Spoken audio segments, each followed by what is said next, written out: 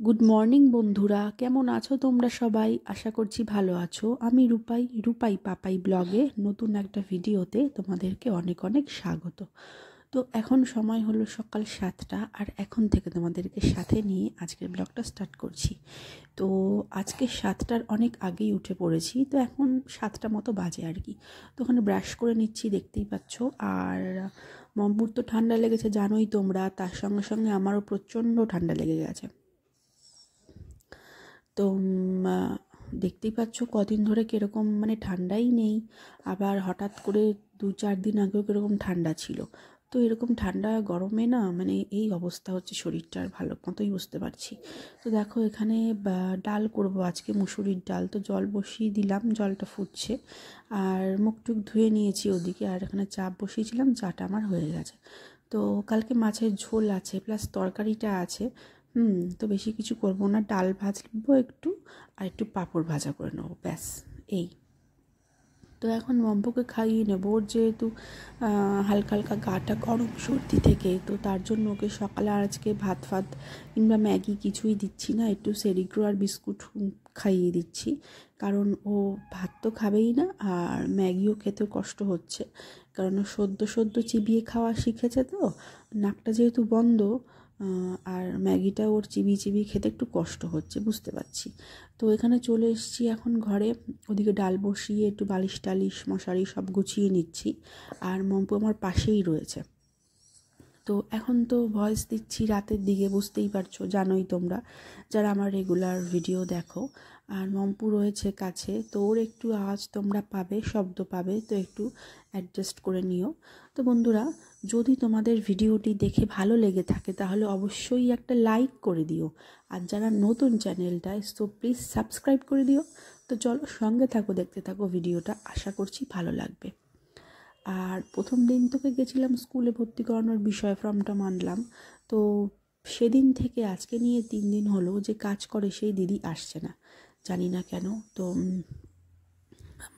আমাকে কোনো খবরও দেয়নি। তো আমি সেরকমভাবেই চলতাম, আর আমাকে এই বৃষ্টির মধ্যে সবই করতে হচ্ছে, ঘর মোছা বলো, তারপরে জামা কাপড় ধোয়া বলো। তো সেই কারণে আমার না ঠান্ডাটা আরও বেশি বেড়ে গেছে। তো যাই হোক, সবই তো জলের কাজ।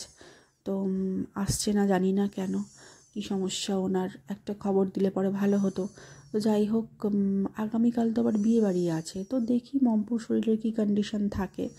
তো এমনিও সুস্থই আছে, অসুবিধা নেই, কিন্তু ওই যে নাক বন্ধ ঠান্ডা লেগেছে, আমারও সেম প্রবলেম, আর ওরও, বাচ্চা মানুষ তো। তো সেখানে গিয়ে হয়তো থাকবে না কারোর কাছে, ঘ্যান ঘ্যান করবে। তো দেখা যাক কি হয়। তো যদিও শরীর ভালো থাকে তো তবেই যাব, আর যদিও ঠান্ডাটা আরও বেড়ে যায় তো যাওয়ার তো কোনো প্রশ্নই নেই আর। তো এই হলো গিয়ে ব্যাপার। তো রেডি হয়ে থাকি, সব জামা কাপড় রেডি করে রাখি, তো কি পরবো না পরবো। তো গিফট তো কেনা হয়ে গেছে, গিফট আমার 1-1.5 বছর আগেই রেডি, যেহেতু নিজের মাসির ছেলের বিয়ে।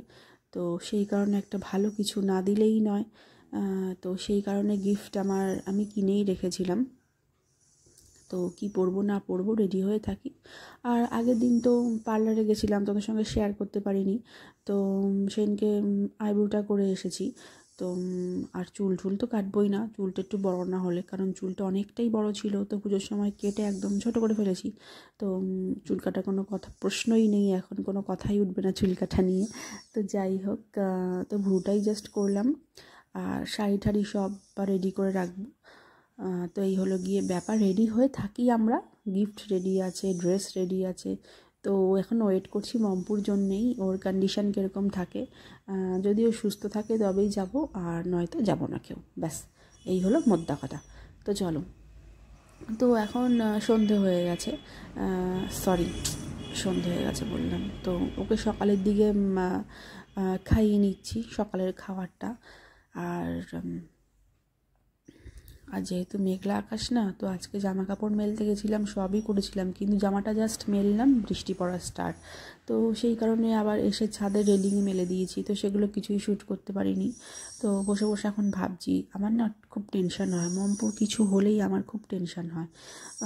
তো দেখো একটু টেনশনের মধ্যেই আছি, মুখটা দেখেই বুঝতে পারছো। তো যাই হোক, তো আজকে দুপুরের দিকে না মমপুর তো সর্দি জানোই তোমরা, বলে আসছি, তোর গাটা খুব গরম হয়েছিল।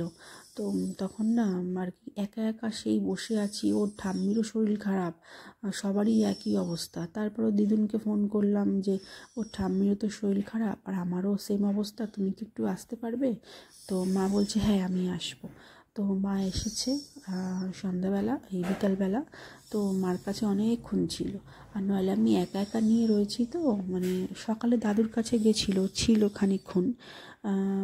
ঠাম্মির তো শরীর খারাপ, বললাম যেতে পারছে না, আর আমারও শরীর খারাপ, একই অবস্থা, আমি বেশিক্ষণ নিতে পারছি না ওকে।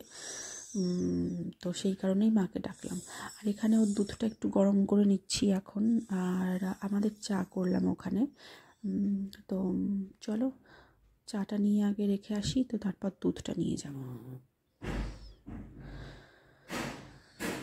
এই যে চাটা নিয়ে যাচ্ছি, আর দুধটা একটু পরে নিয়ে আসছি। আর মমপুর পাপা এখনও আসেনি আজকে। এই যে চা দুধ সব নিয়ে নিয়েছি, তো নিয়ে এবার ওপরের ঘরে যাব।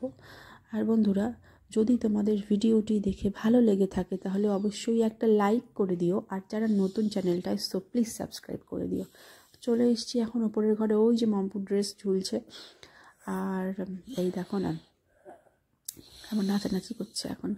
তো এই যে গিফট এখানে রেডি, একটা কানের দুল দেব, আর এখানে তোমার আমার শাড়ি, তারপরে ব্লাউজ সব বার করে রাখলাম, এই যে শাড়িটা আর এই যে ব্লাউজটা। তো চলো বন্ধুরা, আজকের ব্লগটা আমি এখানেই শেষ করছি, আবার দেখা হবে কাল নতুন একটা ভিডিওর সাথে। অতক্ষণ তো